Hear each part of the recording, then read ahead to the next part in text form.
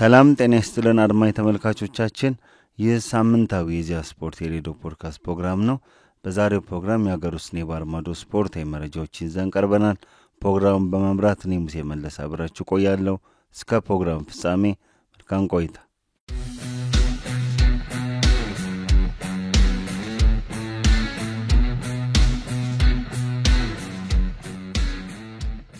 አድማጭ ተመልካቾቻችን፣ በቅድሚያ ከሀገር ውስጥ የምንመለከተው መረጃ የኢትዮጵያ ብሔራዊ ቡድን በ23ኛው በፊፋ ዓለም ዋንጫ ያደረጋቸው የመጨረሻ የዓለም ዋንጫ ማጣሪያ ጨዋታዎችን ይሆናል ማለት። ትላንትና ኦጋዶጉ ላይ ባደረገው የመጨረሻ የምድብ ጨዋታው በቡርኪና ፋሶቸው 3-1 በሆነ ውጤት ተሸንፏል። በዚህ በኦገስት 4 ስቴዲየም በተካሄደው ጨዋታ ከረፍት መልስ ተቀይሮ የገባው አጥቂው የ24 ዓመቱ አጥቂ ፔርላንዲ ካቦሬ በ64ኛው በ82ኛውና በ96ኛው ደቂቃ የማሸነፊያ ግቦቹን በማስቆጠር ሃትሪክ ሰርቷል ማለት ነው። ቢኒያም አይተን በ84ኛው ደቂቃ ለኢትዮጵያ ብቸኛውን ጎል ከመረብ ላይ አሳርፏል። ውጤቱን ተከትሎ በምድብ አንድ የምትገኝ ኢትዮጵያ በ9 ነጥብ 5ኛ ደረጃን ይዛ አጠናቃለች። አስቀድሞ ከዓለም ዋንጫ ውጪ መሆኗ የሚታወቅ ነው። ቡርኪና ፋሶ በ1 ነጥብ 2ኛ ደረጃን በመያዝ ምርጥ ሁለተኛ ሆኖ በጥሎ ማለፍ ከሚሳተፉ 4 የአፍሪካ ሀገራት አንዷ የመሆን እድሏን አስፍታለች። ዛሬና ነገ የሚደረጉ የምድብ ጨዋታዎች ቡርኪና ፋሶ የመጨረሻ 4 ሀገር ውስጥ በግማሽ ፍጻሜ ተወዳድረው ለጥሎ ማለፍ ከሌላ ሀገር ኮንፌዴሬሽን ጋር ለሚደረገው ጨዋታ እንግዲህ ማለፏን ታረጋግጣለች። አተረጋገጠ የሚለው ጉዳይ ከዛሬና ከነገ የመጨረሻ የአፍሪካ ዞን የዓለም ዋንጫ ማጣሪያዎች የሚወሰን ይሆናል። ወሳኝ 3 ነጥብ በትላንትናው ዕለት አግኝታለች ማለት ነው። እንግዲህ ኢትዮጵያ ብሔራዊ ቡድን የውድድር የዓለም ዋንጫ ማጣሪያ ጉዞን በሽንፈት አጠናቋል። በምድቡ እስካሁን 2 ጨዋታዎች አሸንፏል። ባሳለፍነው ሳምንት ጊኒ ቢሳውን 1-0 ሩዋንዳ ላይ አሸንፏል። ራምኬልስ ጀምስ ነበረ ብቸኛውን ጎል ከመረብ ላይ ያሳረፈው ማለት ኢትዮጵያ ብሔራዊ ቡድን ቆይታ በዚሁ ተጠናቋል ማለት ነው። በዚሁ ምድብ ማምሻውን በተደረገ ጨዋታ ላይ ግብጽ ጊኒ ቢሳውን 1-0 አሸንፋለች። ግብጽ አስቀድማ ለዓለም ዋንጫ ማለፏን አረጋግጣለች። ባለፈው ሳምንት ጅቡቲ 3-0 ካሸነፈች በኋላ በ26 ነጥብ ምድቡን በመሪነት አጠናቃለች። በዚሁ ምድብ ትናንት በተደረገው ሌላኛው ጨዋታ ሴራሊዮን ከመመራት ተነስታ ጅቡቲን 2-1 አሸንፋለች ማለት ነው። እንግዲህ ጅቡቲ የመጨረሻውን 6ኛ ደረጃ ይዛ አጠናቃለች ማለት ነው። እንግዲህ የኢትዮጵያ ብሔራዊ ቡድን ይሄንን ጨዋታዎች አድርጎ እንግዲህ የውድድር ጉዞን አጠናቋል። ቀጣይ የኢትዮጵያ ብሔራዊ ቡድን የቤት ስራዎች ምን መሆን አለባቸው የሚሉ ጉዳዮች ላይ አንዳንድ ሀሳቦችን ለማንሳት ሞክራለሁ ማለት ነው። ምን መደረግ አለበት የሚለው ነገር ላይ ማለት ነው። የመጀመሪያው ጉዳይ እንግዲህ ጠንካራ ብሔራዊ ቡድን የመገንባት ጉዳይ በቀጣይ ለብሔራዊ ቡድኑ ትኩረት የሚሰጠው ጉዳይ ነው ተብሎ ነው ብዬ ማስበው። በተለይም ታዳጊ ብሔራዊ ቡድኖች አንደር 17 ከዓመት በታች ከ17 ዓመት በታች ከ23 ዓመት በታች ፕሮግራሞችን የበለጠ ማጠናከር ያስፈልጋል። እነዚህ ብሔራዊ ቡድኖች እንግዲህ በቋሚነት ብሔራዊ ቡድኑን ዋናውን ብሔራዊ ቡድን የሚመግቡ መሆን አለበት ማለት ነው። እነዚህን ማድረግ ከተቻለ እንግዲህ ብሔራዊ ቡድኑ ጠንካራ መሆን ይችላል ማለት ነው። እነዚህ የሴካፋ የካፍ ውድድሮች እንግዲህ ጠንካራ ብሔራዊ ቡድን ለመገንባትና የታለንት ወይም ደግሞ የክህሎት ቋት ለመሆን የበለጠ ያገለግላሉ ማለት ነው። ሌላኛው በትኩረት መታየት ያለበት ጉዳይ እንግዲህ የኢትዮጵያ እግር ኳስ ዘመናዊ የስልጠና ፍልስፍናን መከተል ይኖርበታል። በተለይ የኢትዮጵያ ብሔራዊ ቡድን አይደንቲቲው ምንድን ነው የሚለው ነገር በግልጽ መታወቅ አለበት። ይሄ ብሔራዊ ያጫወት ፍልስፍና የሚሉት ፈረንጆች ወይም ናሽናል ፉትቦል ፊሎሶፊ ላይ የበለጠ ትኩረት ተሰጥቶ መሰራት አለበት። ይሄ እንግዲህ ከወጣቶች አካዳሚ እስከ ዋናው ብሔራዊ ቡድን መሆን ያለበት ጉዳዩ። ኢትዮጵያ ብሔራዊ ቡድን ኳስ ይዞ የሚጫወት ቡድን ነው። በመልሶ ማጥቃት የሚጫወት ቡድን ነው። አይደንቲቲው ምንድን ነው የሚለው እንግዲህ በግልጽ መታወቅ አለበት። በቅርብ ጊዜ የተመለከትናቸው አሁንም ብሔራዊ ቡድን የሚያሰለጥኑት መሳይ ተፈሪ፣ ከዚህ ቀደም የነበሩ ገብረ መድን፣ ኢንስትራክተር አብርሃም መብራቱ፣ በተዋባ በቅርብ ጊዜ የነበሩ አሰልጣኞች ናቸው። የተለያየ አጫወት ፍልስፍና ነው ያላቸውና ይሄ እንግዲህ ብሔራዊ ቡድኑን አይደንቲቲ አሳጥቶታል ተብሎ ነው የሚታሰበው። እንግዲህ እንዳጠቃላይ ትኩረት መሰጠት አለበት ብሔራዊ ቡድኑ ላይ ያጫወት መገለጫው ምንድነው የሚለውና ቋሚ የሆነ ኮቺንግ ፊሎሶፊ ያስፈልጋል ብዬ አምናለሁ ማለት ነው። ይሄ ነገር ላይ መሰራት አለበት። አካዳሚዎች ላይ የበለጠ መስራት ያስፈልጋል። ጠንካራ ብሔራዊ ቡድን ለመገንባት እንግዲህ የካፍ አካዳሚ ያለ አዲስ አበባ ውስጥ ያንን የበለጠ ማጠናከር ይገባል። እነዚህን አካዳሚዎች ማስፋት ከአዲስ አበባ ውጭ በሌሎችም ቦታዎች ላይ ማስፋት ያስፈልጋል። የስካውት ስራ በመስራት የመመልመል ስራ በመስራት ተከታታይነት ያለው ስልጠና ስርዓት የስርዓቱም ሲስተማቲክ የሆነ የስልጠና ስርዓት መስጠት ያስፈልጋል። ሌላኛው ትኩረት መስጠት ያለበት ጉዳይ የትምህርት ቤቶች የእግር ኳስ ፕሮግራሞች ተጠናክረው መቀጠል አለባቸው። ሰሞኑን ያው በድሬዳዋ 3ኛው ፓን አፍሪካ የትምህርት ቤቶች ውድድር ሲካሄድ ነበር። እንደዚህ አይነት ውድድሮች በትምህርት ቤቶችና በከፍተኛ ትምህርት ተቋማት ታይላንትን አስቀድሞ በታዳጊ እድሜ ለመለየት ክህሎትን አስቀድሞ ለማወቅ የበለጠ ያግዛል ማለት ነው። ይህንን የበለጠ ማዳበር ያስፈልጋል ማለት። ሌላኛው የአሰልጣኞችን አቅም መገንባት ነው። ይህ የኢትዮጵያ እግር ኳስ ፌዴሬሽን የጀመረው ስራ አበረታች ነው። በተለይ የዓለም አቀፍ ላይሰንስ ያላቸው የሀገር በቀል አሰልጣኞችንም የካፍ የተለያየ ደረጃ ስልጠናዎችን በመስጠት አቅማቸው እንዲገነባ ወይም ደግሞ ዘመናዊ የሆነ የታክቲክና የቴክኒክ የእግር ኳስ እውቀት እንዲኖራቸው እያደረገ ያለው ስራ የሚያበረታታና የተጠናክሮ መቀጠል አለበት። ሌላኛው ወጣቶች ላይ እየሰራ ያለው ሮድ ቱ 2029 እንደ አውሮፓውያን አቆጣጠር ኢትዮጵያ 2029 የአፍሪካ ዋንጫን ለማዘጋጀት በጠቅላይ ሚኒስትር ዶክተር አብይ አህመድ አማካኝነት ጥያቄ ማቅረቡ ይታወሳል። የዚሁ አካል የሆነ ታዳጊዎችን የመልመል ናሽናል ካምፒንግ ስራ የተሰራ ነው። እሱም ለዚህ ውድድር ብቻ ሳይሆን ዘላቂነት ባለው ሁኔታ እንግዲህ መከናወን ይኖርበታል ማለት ነው። ሌላኛው የእግር ኳስ መሰረተ ልማቶችን እየበለጠ ማስፋት ያስፈልጋል። እንግዲህ የኢትዮጵያ ብሔራዊ ቡድን ወንዶቹ ማለት ነው በካፍና ፊፋ ዓለም አቀፍ ስታንዳርዱን የጠበቀ ስቴዲየም ባለመኖሩ ምክንያት በሌሎች ሀገራት ነው እንግዲህ ጨዋታውን የሚያደርገው። እንግዲህ ይህንን ጉዳይ የኢትዮጵያ መንግስት ለጉዳዩ የበለጠ ትኩረት በመስጠት የካፍና ፊፋን መመዘኛ ማሉ ስታዲየሞችን ለመገንባትም ያሉትንም ነባሮቹን ስታንዳርድ እንዲያሟሉ እየሰራ ይገኛል። የባህር ዳር ዓለም አቀፍ ስቴዲየም አንደኛው ነው። ምክትል ጠቅላይ ሚኒስትር ተመስገን ጥሩነህ በተደጋጋሚ ጊዜ ይህን ጉዳይ እዛው በመሄድ ጉብኝት በማድረግ ቅርብ ጊዜ ይህንን ጉብኝት አድርገው ነበር። ያደረጉት ክትትል ጠንካራ ነው። ይሄ ተጠናክሮ ሊቀጥል ይገባል። ይህ እንግዲህ ብሔራዊ ቡድኑ የራሱ በሜዳው የመጫወት አድቫንቴጅን እንዲያገኝ ያስችሏል። እንግዲህ አዲስ አበባ ስቴዲየሙንም እንደዚሁ የማሻሻል ስራ እየተከናወነ ነው። በድሬዳዋ ስቴዲየም እንደዚሁ አይነት ስራዎች የተከናወኑ ነው። በሐዋሳ ኢንተርናሽናል ስቴዲየም የተለያዩ ስራዎች የተከናወኑ ነው። እነዚህን የበለጠ መሰረተ ልማቶችን በመገንባት ያሉትንም በማሻሻል የካፍና ፊፋ ስታንዳርድ የሞሉ ስቴዲየሞችን የመገንባትና የማጠናከር የማሻሻል ጉዳይ ትኩረት ሊሰጠው የሚገባ ጉዳይ ነው ብዬ ነው ማስበው። በግሌ ሌላኛው የስልጠና ፋሲሊቲዎች ወይም ደግሞ የማሰልጠኛ ማዕከላትን የበለጠ ማስፋት ያስፈልጋል። ብሔራዊ የስልጠና ማዕከላትን ማስፋት የተለያዩ እነዚህ አካል ብቃት ጂም ለተጫዋቾች የሚያግዙ የጂሞችን የሕክምና ተቋማትን ራሳቸው ዴዲኬትድ የሆኑ ለእግር ኳሱ ዴዲኬትድ የሆኑ የጤና ማዕከላትን መገንባት፣ የአካል ብቃት እንቅስቃሴ ማዕከላትን ማስፋት፣ የልምምድ ሜዳዎችን የበለጠ ማስፋት፣ እነዚህ ዘመናዊ የሆኑ የስልጠና ማዕከላትን መገንባት፣ የወጣቶች ፕሮግራምን ማጠናከር የበለጠ ለኢትዮጵያ ብሔራዊ ቡድን ጠንካራ እንዲሆን አስተዋጽኦ ያደርጋል። የቀጣይ ቤት ስራ መሆን ካለባቸው ጉዳዮች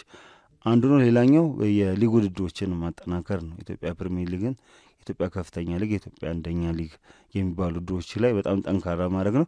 እነዚህ ውድድሮችን ማጠናከር ብቻ ሳይሆን ፕሮፌሽናል እንዲሆኑ ማድረግ፣ በፕሮፌሽናል ስታንዳርድ እንዲመሩ ማድረግ፣ አስተዳደራዊ ጉዳዮች፣ የተጫዋቾች ጤንነት፣ የአካል ብቃት፣ የተለያዩ ጉዳዮች ላይ ጠንካራ ስታንዳርዶች መመዘኛዎችን መውጣት ያስፈልጋል። የኢትዮጵያ እግር ኳስ ፌዴሬሽን እንግዲህ የክለብ ላይሰንሲንግ የካፍን እየተገበረ ይገኛል። ክለቦች ፕሮፌሽናል የሆነ የክለብ መዘኛዎችን እንዲያሟሉ ጥረት እያደረገ ይገኛል። ይሄ መጠናከር አለበት። እንግዲህ ጠንካራ ሊግ አለ ማለት ጠንካራ ብሔራዊ ቡድን የማግኘት እድሉ በዛው ልክ ይሰፋልና ያንን የበለጠ ማስፋት ያስፈልጋል ማለት ነው።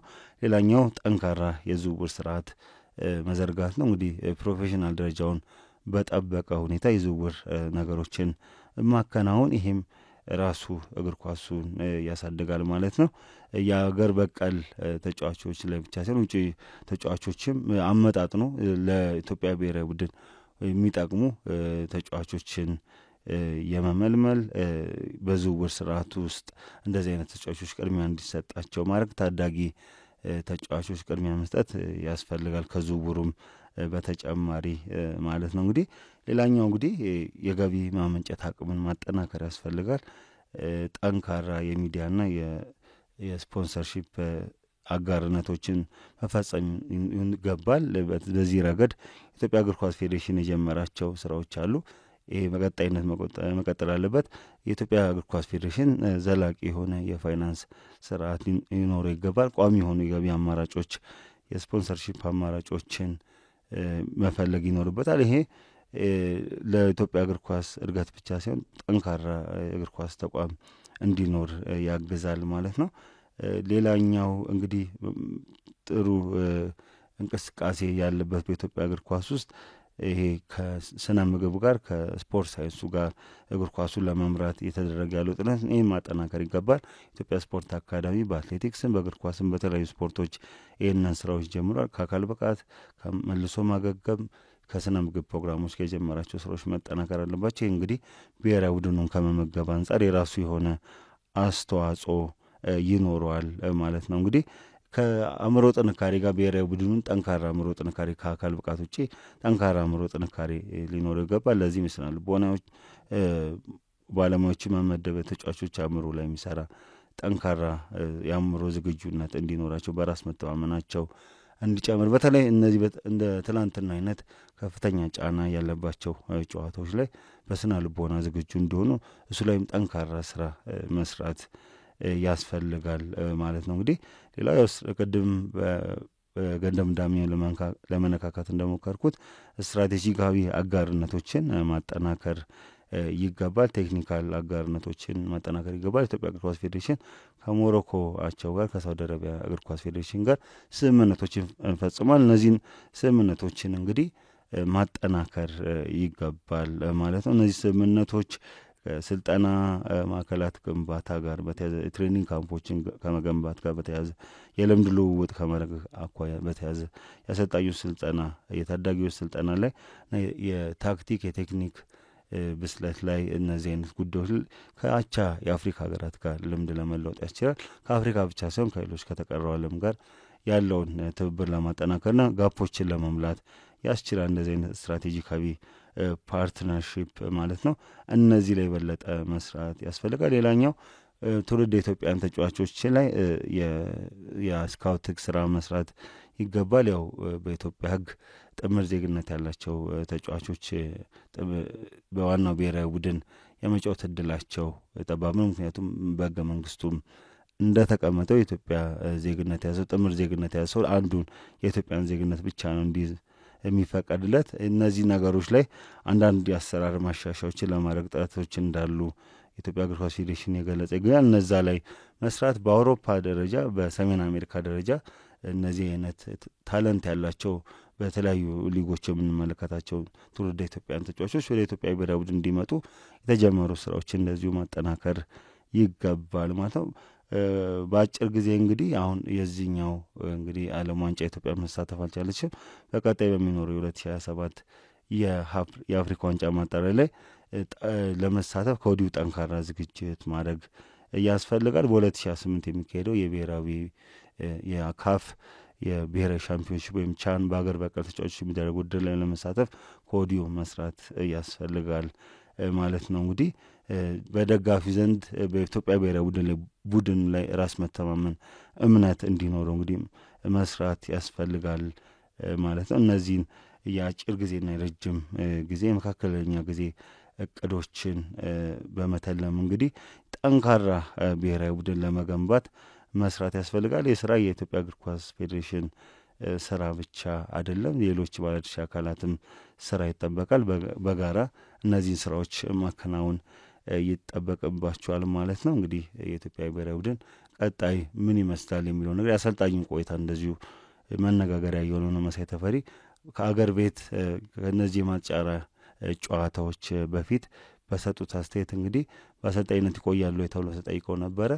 እሱ ከዓለም ዋንጫ ማጣሪያ ጨዋታዎች በኋላ የምናየው ጉዳይ ይሆናል ሲሉ አስተያየታቸውን እንግዲህ ሰጥተው ነበረ። እዚህ የእሳቸውን ጉዳይ እንግዲህ በቀጣይ የሚታወቅ ይሆናል። እንግዲህ ጠንካራ ብሔራዊ ቡድን ለመገንባት የተጀመሩ ጥረቶች መልካም ናቸው። እነዛን አጠናክሮ መቀጠል ያስፈልጋል ማለት ነው። ሌላኛው ከሀገር ውስጥ የምንመለከተው መረጃ ኢትዮጵያ ሴቶች ብሔራዊ ቡድን ለወሳኙ የአፍሪካ ዋንጫ የመጨረሻ ዙር ማጣሪያ እያደረገ ያለውን ዝግጅት ይሆናል። የብሔራዊ ቡድን እንግዲህ 2 ሳምንት አስቆጥሯል ልምድ ማድረግ ከጀመረ ማለት ነው። በአሰልጣኝ ዮሴፍ ገብረወልድ የሚመራው የሉሲዎቹ ቡድን በአዲስ አበባ እያደረገ ያለውን ዝግጅት አጠናክሮ ቀጥሏል። ካቻ የአፍሪካ ሀገራት ጋር ጨዋታዎችን የማድረግ እድል ቢያገኝ ከሀገር ውስጥ የሚገኙ ቡድኖች ጋር የአቋም መፈተሻና የአቋም መለኪያ ጨዋታዎችን እያደረገ ይገኛል ማለት ነው። ከወንድም ከሴቶች ቡድኖች ጋርም ጨዋታዎችን እያደረገ ይገኛል። በባለፈው ሳምንት በነበሩ ልምምዶች ላይ ኢትዮጵያ እግር ኳስ ፌዴሬሽን ፕሬዚዳንት አቶ ኢሳያስ ጂራ፣ ምክትል ፕሬዚዳንት ዶክተር ዳኛቸው ንጋሩ፣ የስራ አስፈጻሚ ኮሚቴ አባል ልዑክ ቡድን መሪና ቴክኒካል አማካሪ ወይዘሪት ብዙአየሁ ጀንበሩ በስቴዲየም በመገኘት በአዲስ አበባ ስቴዲየም በመገኘት ቡድኑን አበረታቷል። ከጎናችሁ ነን፣ አስፈላጊውን ድጋፍ እናደርጋለን ሲሉ አቶ ኢሳያስ ጂራ ገልጸዋል ማለት ነው። እንግዲህ አቶ ኢሳያስ ጂራ ባሳለፍነው ሳምንት የፊፋ የጸረ አግላይነትና የጸረ አግላይነት ኮሚቴ እና የጸረ ዘረኝነት ኮሚቴ አባል ሆነው መመረጣቸው የሚታወሰው ማለት ነው። የኢትዮጵያ ሴቶች ብሔራዊ ቡድን ጥቅምት 12ና ጥቅምት 18 ከታንዛኒያ ጋር ወሳኝ የዓለም ዋንጫ ማጣሪያ የአፍሪካ ዋንጫ ማጣሪያ ጨዋታውን ያደርጋል። እንግዲህ 180 ደቂቃ ፍልሚያ ነው የቀረው። የሉሲዎቹ ቡድን የመጀመሪያው ጨዋታውን ጥቅምት 12 ዳሬ ሰላም ያደርጋል። የመልሱን ጨዋታ ጥቅምት 18 በሜዳው የሚያደርግ ይሆናል። እነዚህን ጨዋታዎች በደርሶ መልስ ካሸነፈ እንደ አውሮፓውያን አቆጣጠር በ2026 ለሚካሄደው 16ኛ ሴቶች የአፍሪካ ዋንጫ መሳተፉን ያረጋግጣል። የውድድር እንግዲህ በሞሮኮ የሚካሄድ ነው። ሞሮኮ ያለፉትን 3 የሴት አፍሪካ ዋንጫ ውድድሮች አዘጋጅታለች ማለት ነው። ይሄም ውድድር አሁን ለመሳተፍ እንግዲህ ኢትዮጵያ ሴቶች ብሔራዊ ቡድን ወሳኝ ምዕራፍ ላይ ይገኛል ማለት ነው። እንግዲህ ኢትዮጵያ ሴቶች ብሔራዊ ቡድን የተመለከቱ መረጃዎችን በቀጣይ ፕሮግራሞቻችን ላይ በስፋት የምንመለስበት ይሆናል። እንግዲህ ከወዲሁ መልካም እድልን እንመኛለን። ሌላኛው የምንመለከተው መረጃ እንግዲህ በአዲስ አበባ ስቴዲየም ከሰሞኑ ሲካሄድ የነበረው የአዲስ አበባ ከተማ ህዳሴ ዋንጫ ነው። የውድድር እንግዲህ ለ19ኛ ጊዜ ሲካሄድ ቆይቶ ትላንትና ፍጻሜውን አግኝቷል ማለት። ትናንትና በተደረገ ጨዋታ ቅዱስ ጊዮርጊስ መቻልን 2-1 በሆነ ውጤት በማሸነፍ ሻምፒዮና መሆን ችሏል። እንግዲህ ቅዱስ ጊዮርጊስ ሻምፒዮና መሆኑን ተከትሎ የዋንጫና የወርቅ ሜዳሊያ ተበርክቶለታል። መቻል የብር ሜዳሊያ ሽልማት ተሸላሚ ሲሆን የአዲስ አበባ ከተማ የህዳሴ በዚህ እንግዲህ የአዲስ አበባ ከተማ ዋንጫ የህዳሴ ዋንጫ ፍጻሜውን አግኝቷል ማለት ነው። ጠንካራ ፉክክር የነበረበት ነው። በጥሩ ስፖርታዊ ጨዋነት የተደረጉ ጨዋታዎች ናቸው። ከዚህ አዲስ አበባ ውድድሩን መምጣቱን ተከትሎ በስፖርታዊ ዲሲፕሊን ውድድሮች እንዴት መካሄድ አለባቸው የሚሉ ተከታታይ ምክክሮች በባህልና ስፖርት ሚኒስቴር እንደዚሁም የኢትዮጵያ እግር ኳስ ፌዴሬሽን ባዘጋጃቸው መድረኮች ላይ ሲካሄዱ ነበረ። እነዚህ ነገሮች እንግዲህ ፍሬያቸው በእነዚህ ውድድሮች ላይ ለመታየት ችሏል ማለት ነው። እንግዲህ ጠንካራ ፉክክር ሲደረግበት የነበረው በጠንካራ ድምቀት በደማቅ የደጋፊዎች ድጋፍ ታጅቦ የነበረው የአዲስ አበባ ከተማ ህዳሴ ዋንጫ እንግዲህ በቅዱስ ጊዮርጊስ አሸናፊነት ተጠናቋል ማለት ነው። ኢትዮጵያ ቡና 3ኛ ደረጃን ይዞ አጠናቋል በዚህ ውድድር። ሌላኛው ከሀገር ውስጥ የምንመለከተው መረጃ የስሁል ሽሬን ይሆናል። እንግዲህ ስሁል ሽሬ ከዚህ ቀደም ስሁል ሽሬ እግር ኳስ ክለብ ነበረ የተባለው። አሁን ስያሜን በማሻሻል ምድረገነት ሽሬ እግር ኳስ ክለብ ወደሚል ስያሜ መቀየሩን እና የአርማ ለውጥ ማድረጉን ለኢትዮጵያ እግር ኳስ ፌዴሬሽን በላከው ደብዳቤ አስታውቋል። እንግዲህ ስሁል ሽሬ እንግዲህ በዘንድሮ የኢትዮጵያ ፕሪሚየር ሊግ ከሚሳተፉ 20 ክለቦች መካከል አንዱ ነው። በዘንድሮ እንግዲህ ውድድር የኢትዮጵያ ፕሪሚየር ሊግ የፊታችን ጥቅምት 8 የሚጀምሩናል በያዝነው ሳምንት አርብ ማለት ነው። እንግዲህ ሱል ሽሬ ከመጀመሩ በፊት በስያሜው ላይ ለውጥ ማድረጉን እንግዲህ ለኢትዮጵያ እግር ኳስ ፌዴሬሽን በላከው ደብዳቤ ይፋ አድርጓል ማለት ነው። እንግዲህ ክለቦች በተለያየ ሁኔታ ከብሔር ከጎሳ ነጻ የሆኑ ስሞችን መጠቀም አለባቸው የሚለው አዲሱ የፌዴሬሽን መመሪያን ተከትሎ የመጣ መሆኑ እንግዲህ የፌዴሬሽኑ መረጃ ያመለክታል ማለት ነው።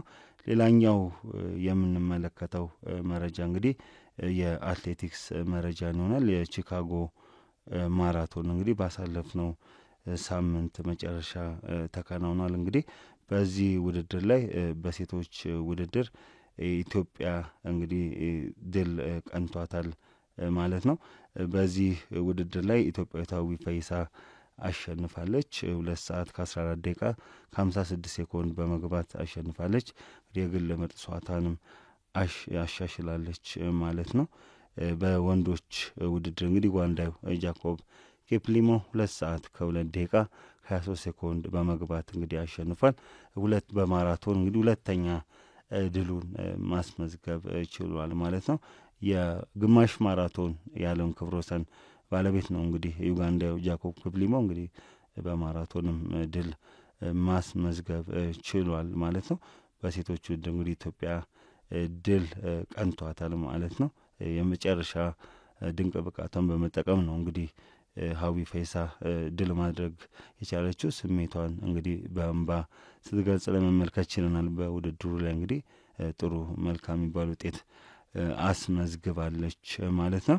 አድማጭ ተመልካቾቻችን ከሀገር ውስጥ የነበሩን ስፖርታዊ መረጃዎች ይህን ይመስላሉ። ካፍታ ቆይታ በኋላ ወደ ውጭ ስፖርታዊ መረጃዎች እናልፋለን። አሁንም ከኢዜአ ስፖርት የሬዲዮ ፖድካስት ፕሮግራም ጋር አብራችሁን ቆዩ።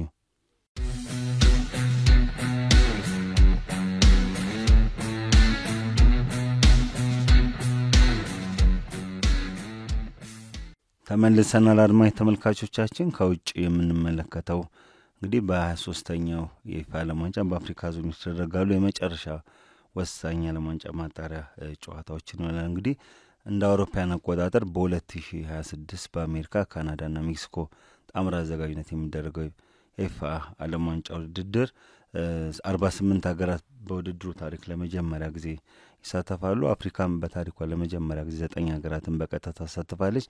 አንዱ ቀሪ ሀገር ከሌላ ሀገር ኮንፌዴሬሽን ጋር በሚደረግ የጥሎ ማለፍ ጨዋታ በደርሶ መልስ ማሸነፍ ከቻለ እንግዲህ 10ኛው አህጉሩን የሚወክል ሀገር ይሆናል። የማጣሪያ ወሳኝ ምድብ 9ና 10 ጨዋታዎች እየተከናወኑ ይገኛሉ። ካሳለፍነው ሳምንት ሐሙስ ጀምሮ ነገና ከነገ ወዲያም እነዚህ መርሃ ግብሮች ይቀጥላሉ። እንግዲህ በቅድም በሀገር ውስጥ መረጃዬ የኢትዮጵያ ብሔራዊ ቡድን በዓለም ዋንጫ ማጣሪያ የነበረውን ተሳትፎ ለመመልከት ችለናል። እንግዲህ በዚህኛው በውጭው ደግሞ በአፍሪካ ዞን የተደረጉ ያሉ ወሳኝ የአፍሪካ ዋንጫ ማጣሪያ ጨዋታዎች የዓለም ዋንጫ ማጣሪያ ጨዋታዎችን እንመለከታለን ማለት ነው። እንግዲህ ባሳለፍነው ሳምንት የተደረጉ ጨዋታዎችም እንደዚሁ በዚህም ሳምንት ይቀጥላሉ።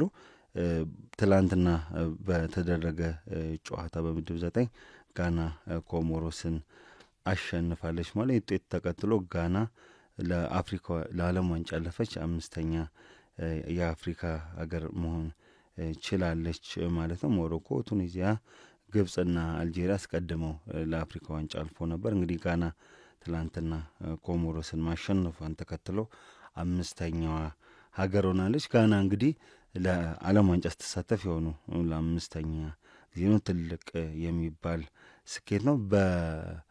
እስከ ቅርብ ጊዜ ድረስ እንግዲህ በዓለም ዋንጫ ታሪክ ሩብ ፍጻሜ የገባች የመጀመሪያዋ በዓለም ዋንጫ አፍሪካን ወክላ ሩብ ፍጻሜ የገባች የመጀመሪያዋ ሀገር ነበረች። ይህንን ክብረ ወሰን እንግዲህ ሞሮኮ በማሻሻል በኳታር በነበረው አፍሪካ ዋንጫ ግማሽ ፍጻሜ መድረሷ ይታወሳል። ጋና እንግዲህ በአፍሪካ እግር ኳስ ውስጥ በዓለም እግር ኳስ ውስጥ አፍሪካን በመወከል ጥሩ ስኬት ያላት ሀገር ናት። እንግዲህ 5ኛ ሀገሩና ለዓለም ዋንጫው አልፋለች ማለት ነው።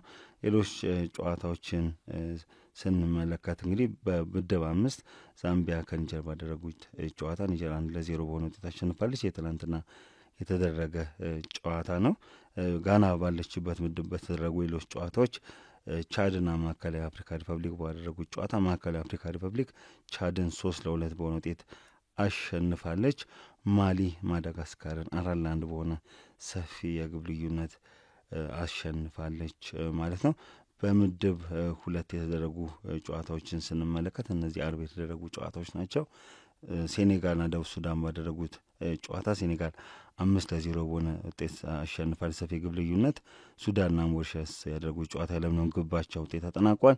ቶጎና ዲሞክራቲክ ሪፐብሊክ ኮንጎ ያደረጉት ጨዋታ በዚህ ምድብ ባደረጉት ጨዋታ ዲአርሲ ቶጎን 1-0 በሆነ ውጤት አሸንፋለች። በምድብ 3 በተደረጉ ጨዋታዎች ናይጄሪያ ሌሶቶንና ስትራታ ቤኒን ሩዋንዳን 1-0 በሆነ ውጤት አሸንፋለች ማለት ነው። እንግዲህ ቤኒን ይህንን ውጤቷን ተከትሎ ምድቡን መምራት ጀምራለች ማለት ነው።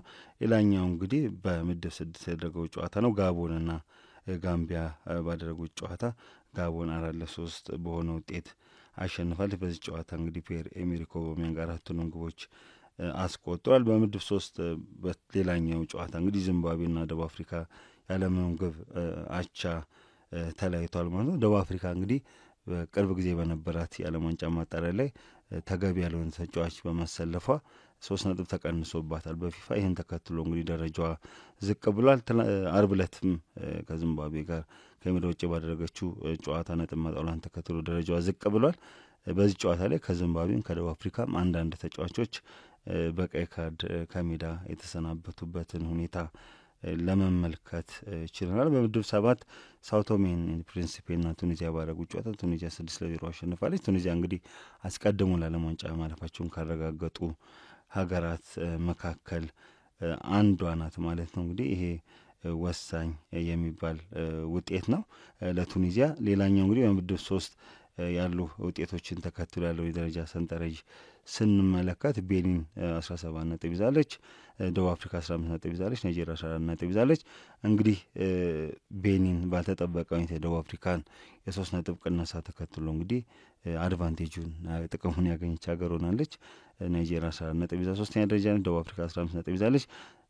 ቀጣይ የሚደረገው የመጨረሻ ምድብ ጨዋታ እንግዲህ ከዚህ ምድብ ማን ያልፋል ለዓለም ዋንጫ የሚለውን የበለጠ አጓጊ አድርጎታል። የፊፋ ውሳኔ እንግዲህ ምድብ 3 ላይ ከፍተኛ ተጽዕኖ አሳድሯል ማለት ይቻላል ማለት ነው። በምድብ 6ም ያለውን የደረጃ ሰንጠረዥ ስንመለከት ኮትዲቯር በ23 ነጥብ እየመራች ትገኛለች። ጋቦን በ22 ነጥብ ሁለተኛ ደረጃ ይዛለች። እንግዲህ ምርጥ ሁለተኛ ሆኖ እንግዲህ 4 አፍሪካ ሀገራት የሚደረገው ጥሎ ማለፍ ፕሌይኦፍ የግማሽ ፍጻሜ ጨዋታ እንግዲህ የማለፍ እድሏን ሰፊ አድርጋለች ማለት ነው። በዚህ ምድብ ኬንያ በምድብ 6 ማለት ነው ኬንያ በ12 ነጥብ ሶስተኛ ደረጃ ላይ ትገኛለች።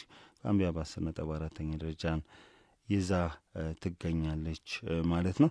ሌላኛው እንግዲህ ሐሙስ ዕለት ባለፈው ሳምንት በተደረገው ጨዋታ ኬንያ ብሩንዲን ማሸነፏ የሚታወስ ነው። በምድብ 8 ዩጋንዳ ቦትስዋናን 1-0፣ ጊኒ ሞዛምቢክን 2-1፣ አልጄሪያ ሶማሊያን 3-0 አሸንፋለች። አልጄሪያ ከምድባ እንግዲህ ለዓለም ዋንጫ ማለፏ የሚታወስ ነው። እንግዲህ በምድብ 8 በተደረገው ሌላኛው ጨዋታ ላይቤሪያ ናሚቢያን ማሸነፍ ችላለች ማለት ነው። እንግዲህ እነዚህ ጨዋታዎች ዋና ዋና የሚባሉ ናቸው። የማሊና ኢኳቶሪያል ጊኒ ጨዋታ እንግዲህ መራዘሙን የአፍሪካ እግር ኳስ ኮንፌዴሬሽን ካፍ መረጃ ያመለክታል ማለት ነው። እንግዲህ ቀጣይ ጨዋታዎችን ስንመለከት እንግዲህ ዛሬና ነገ ይደረጋሉ። በጣም ወሳኝ ጨዋታዎች ናቸው። አድማጭ ተመልካቾቻችን በቀጥታ የሚያልፉ 4 የአፍሪካ ሀገራት ለዓለም ዋንጫው ይወስናሉ። ዛሬና ነገ የሚደረጉ ጨዋታዎች በፕሌኦፍ የሚጫወቱትን 4 ሀገራት የሚለዩ ይሆናል። ዛሬ በምድብ 2 ከቀኑ 10 ሰዓት ላይ ደቡብ ሱዳን ከቶጎ ጨዋታቸውን ያደርጋሉ። እንግዲህ ብዙም ከመርሃ ግብር ከማሟላት የዘለለ ትርጉም የለውም። ምድብ 3 ላይ ሌሴቶ ከዚምባብዌ ከምሽቱ 1 ሰዓት ላይ ጨዋታቸውን ያደርጋሉ። በምድብ 4 ምሽት 1 ሰዓት ላይ ካሜሩን ከአንጎላ፣ ኬፕ ቨርዴ ከስዋቲኒ፣ ሞሪሸስ ከሊቢያ ጨዋታቸውን የሚያደርጉ ይሆናል ማለት ነው። ሌላኛው ጨዋታ እንግዲህ በዚህ ምድብ የሚደረገው በግሩፕ ኤች ማለት የሚደረጉ ጨዋታዎችን ስንመለከት ኢኳቶሪያል ጊኒ ከላይቤሪያ፣ ሳውቶሜና ፕሪንሲፔ ከማላዊ፣ ቱኒዚያ ከናሚቢያ በተመሳሳይ ከቀኑ 10 ሰዓት ላይ ዛሬ ጨዋታቸውን የሚያከናውኑ ይሆናል ማለት ነው። እነዚህ ጨዋታዎች የሚጠበቁ ናቸው። ሌላኛው ጨዋታ የምንመለከተው ኬፕ ቨርዴ ከስዋቲኒ፣ ሞሪሸስ ከሊቢያ የሚያደርጉት ጨዋታ ምሽት 1 ሰዓት ላይ ዛሬ በተመሳሳይ ሁኔታ የሚከናወን ይሆናል። ነገ የሚደረጉ ጨዋታዎችን ስንመለከት በምድብ 2 ዲሞክራቲክ ኮንጎ ከሱዳን፣ ሴኔጋልና ሞሪታኒያ የሚያደርጉት ጨዋታ ይጠበቃል። እንግዲህ ሴኔጋል ይህን ምድብ የመረች ትገኛለች። ዲሞክራቲክ ሪፐብሊክ ኮንጎ በነጥብ ዝቅ ብላ 2ኛ ደረጃ ላይ ትገኛለች። ሴኔጋል ማሸነፍ የማንንም ውጤት ሳትጠብቅ ለዓለም ዋንጫው እንድታልፍ ያደርጋታል። በአንጻሩ አቻ ከወጣች ዲሞክራቲክ ኮንጎ ካሸነፈች ዲሞክራቲክ ኮንጎ አንደኛውና ከዚህ ምድብ ታልፋለች። በጣም የሚጠበቁ ጨዋታዎች ናቸው። በምድብ 3 የሚደረጉ ጨዋታዎችም ነገ እንዲሁ ተጠባቂ ናቸው። ናይጄሪያ ከቤኒን፣ ደቡብ አፍሪካ ከሩዋንዳ በተመሳሳይ ከምሽቱ 1 ሰዓት ላይ ጨዋታቸውን የሚያደርጉ ይሆናል ማለት ነው። እነዚህ ጨዋታዎች እንግዲህ ማን ያልፋል የሚለውን ይወስናል። ቤኒን ታልፋለች ሩዋንዳ ወይስ ናይጄሪያ የሚለውን ይወስናል። በዚህ ምድብ ቤኒን በ17 ነጥብ ምድቡን እየመራች ትገኛለች ማለት። በምድብ 5 ሞሮኮ ከኮንጎ ብራዛቪል ከምሽቱ 4 ሰዓት ላይ ጨዋታቸውን ያደርጋሉ ማለት ነው። በምድብ 6 ሲሸልስ ከጋምቢያ የሚያደርጉትም ጨዋታ እንዲሁ ተጠባቂ ነው። ጋቦን ከቡሩንዲ፣ አይቮሪ ከኬንያ የሚያደርጉትም ጨዋታ እንደዚህ በምድብ 6 የሚጠበቅ ጨዋታ። ሌላኛው አልጄሪያ በምትገኝበት ምድብ አልጄሪያ ከኡጋንዳ፣ ጊኒ ከቦትስዋና፣ ሶማሊያ ከሞዛምቢክ የሚደረጉ ወሳኝ የአፍሪካ ዞን የዓለም ዋንጫ ማጣሪያ ጨዋታዎች ናቸው። እነዚህ ጨዋታዎች በቀጥታ የሚያልፉ 4 ሀገራትንና ለፕሌኦፍ ወይም ለጥሎ ማለፍ የሚሳተፉ 4 ሀገራትን የሚለዩ እጅግ ተጠባቂ ጨዋታዎች ናቸው። እነዚህን የተመለከቱ መረጃዎችን እንግዲህ በቀጣይ ፕሮግራሞቻችን ላይ ይዘን የምንቀርብ ይሆናል። አድማጭ ተመልካቾቻችን የዛሬው የኢዜአ ስፖርት የሬዲዮ ፖድካስት ፕሮግራም ይመስል ነበር። ሳምንት በሌላ ፕሮግራም እስከምንገናኝ እስከ ሳምንት ቸርን ሰንብት።